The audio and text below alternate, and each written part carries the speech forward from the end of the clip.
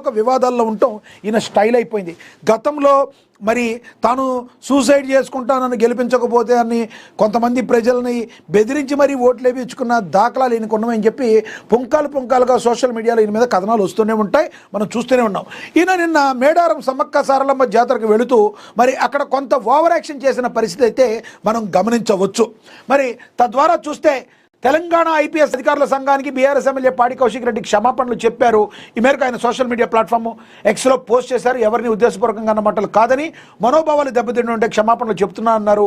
CM Revanth Reddy ప్రోద్బలంతోనే నాపై, నా కుటుంబంపై రాజకీయ కక్ష తెగబడ్డారని ఈయన ఆరోపించారు. పోలీసులు అధికారులంటే నాకు ఎంతో గౌరవం ఉందన్నారు.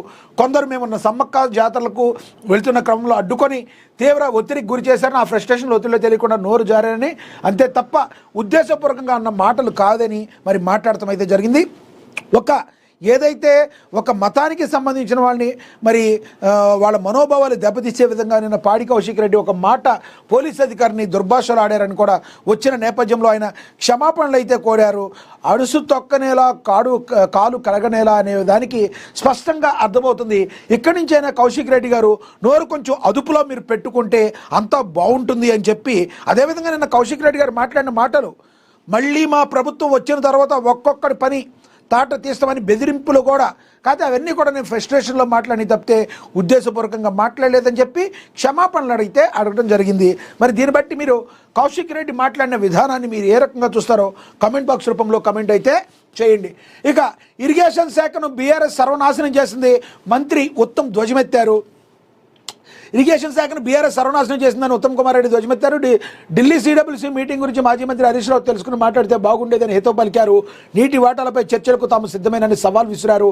తెలంగాణకు రావాల్సిన నీళ్ల హక్కులను వదుకునే ప్రసక్తే లేదని మరి ఉత్తమ్ కుమార్ రెడ్డి స్పష్టం చేశారు. శుక్రవారం నుండి ఢిల్లీ సిడబ్ల్యూసీ మీటింగ్లో మంత్రి ఉత్తమ్ పాల్గొన్నారు. ఈ సమావేశం ముగిసిన అనంతరం ఆయన మీడియాతో మాట్లాడారు. పోలవరం నల్లమల్ల ప్రాజెక్టుపై చర్చకు తెలంగాణ అధికారులు ఒప్పుకోలేదని మంత్రి ఉత్తమ్ కుమార్ రెడ్డి తేల్చి చెప్పారు. పోలవరం నల్లమల్ల సాగర్కు కేంద్ర ప్రభుత్వం ఎలాంటి అనుమతి ఇవ్వలేదని మరి ఈ సమావేశంలో చెప్పారని ప్రస్తావించారు. గత కాంగ్రెస్ ప్రభుత్వం 10 ఏళ్లలో ఇరిగేషన్కు 1.84 లక్షల కోట్లు ఖర్చు చేసి 1 ఎకరానికి కూడా నీళ్లు ఎందుకు ఇవ్వలేదని ఆయన ప్రశ్నించారు.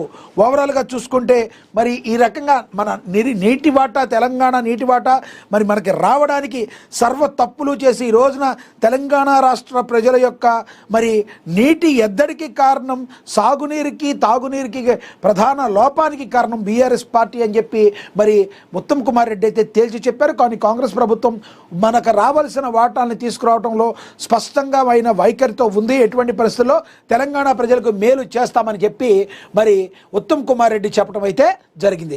ఇక కేంద్ర జల వివాదాల పరిష్కార కమిటీ భేటీ 12 అంశాలు ప్రస్తావించింది. తెలుగు రాష్ట్రాల మధ్య నదీ జలాల వివాదాలపై ఏర్పాటైన కేంద్ర జల వివాదాల పరిష్కార కమిటీ సమావేశం శుక్రవారం జరిగింది. ఈ సమావేశం ఢిల్లీలోని కేంద్ర జలసంఘ కార్యాలయంలో జలసంఘ చైర్మన్ అధ్యక్షతన దాదాపుగా 2 గంటల పాటు కొనసాగింది. సమావేశానికి సిడబ్ల్యూసీ అధికారులు, కృష్ణానది యాజమాన్య మండలి, గోదావరి నది యాజమాన్య మండలి, నేషనల్ వాటర్ డెవలప్మెంట్ ఏజెన్సీ చైర్మన్లు, కేంద్ర జల సంఘం చీఫ్ ఇంజనీర్, తెలుగు రాష్ట్రాల ఉన్నతాధికారులు హాజరయ్యారు. సమావేశం అనంతరం తెలంగాణ ఇరిగేషన్ సెక్రటరీ రాహుల్ బొజ్జా మీడియాతో మాట్లాడుతూ తెలంగాణ తరపున 12 అంశాలు ఏవైతే ఉన్నాయో వాటిని చర్చకు ప్రతిపాదించినట్లుగా తెలిపారు. పోలవరం నల్లమల సాగర్ ప్రాజెక్టును అజెండాలో చేర్చవద్దని స్పష్టం చేసినట్లుగా వెల్లడించారు.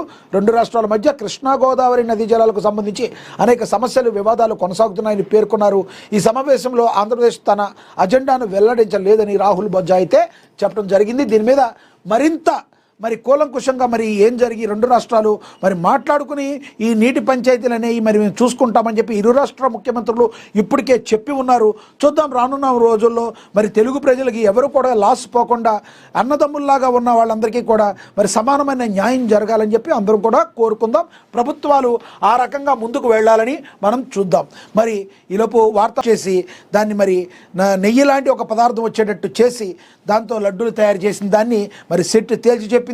దీని వెనుక ఎవరెవరు ఉన్నారు, దీనికి సంబంధించి ఏ అధికారులు ఉన్నారో వీళ్ళందరూ కూడా శిక్షార్హులైతే కంపల్సరీ అవుతారు. రానున్న రోజుల్లో ఇది మరి ఒక సెన్సేషన్గా కూడా ఉండే అవకాశం అయితే స్పష్టంగా కనబడుతుంది. మీరేమంటారు?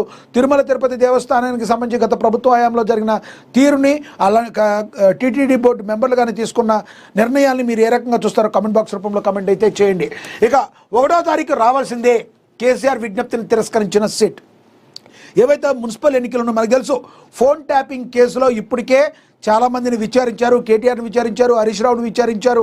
సంబంధిత ఎవరైతే వాళ్ళు ఫోన్ ట్యాపింగ్కి విచారణకు సంబంధించి కావాలని కోరుకున్నారో సిట్ అధికారులు వాళ్ళందరినీ విచారించారు. దానిలో భాగంగానే మాజీ ముఖ్యమంత్రి కేసీఆర్కి కూడా మరి నోటీసులు ఇవ్వటం అయితే జరిగింది.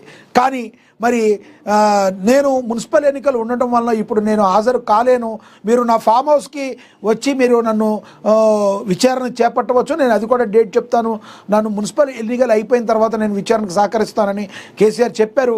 కానీ సిట్ దానికి అంగీకరించలేదు. ఫిబ్రవరి 1వ తారీఖున మరి కంపల్సరీ హాజరు కావాలి అని చెప్పి మరి సిట్ అధికారులు అయితే పేర్కొన్నారు. చూడాలి మరి రానున్న రోజుల్లో కేసీఆర్ దీన్ని ఏ రకంగా తీసుకుంటారు, మరి యాక్సెప్ట్ చేస్తారా చేయరా అనేది మనం వేచి చూడాల్సిన పరిస్థితి. ఇక వారణాసి రిలీజ్ డేట్ ఫిక్స్ ప్రకటించారు రాజమౌళి. ఏదైతే వారణాసి మూవీ ఉందో ఈ సినిమా యొక్క డేట్ అయితే ప్రకటించారు రాజమౌళి. మనకు తెలుసు మహేష్ బాబు రాజమౌళి కాంబోలో ఈ సినిమా అత్యద్భుతంగా తెరకెక్కుతుంది. ఎంఎం కీరవాణి దీనికి మ్యూజిక్ అందిస్తున్నారు. ప్రపంచవ్యాప్తంగా కూడా బజ్ ఉన్న సినిమా వారణాసి మూవీ. చూడాలి మరి రానున్న రోజుల్లో ఇది ఎంత త్వరగా షూటింగ్ కంప్లీట్ చేసుకుని చెప్పిన డేట్కి వచ్చేస్తుందో మనం వేచి చూడాల్సిన పరిస్థితి. ఇక మనం తదుపరి ఆంధ్రజ్యోతి చూద్దాం ఏం ప్రచురించారు. ఇంపార్టెంట్ భారతీయ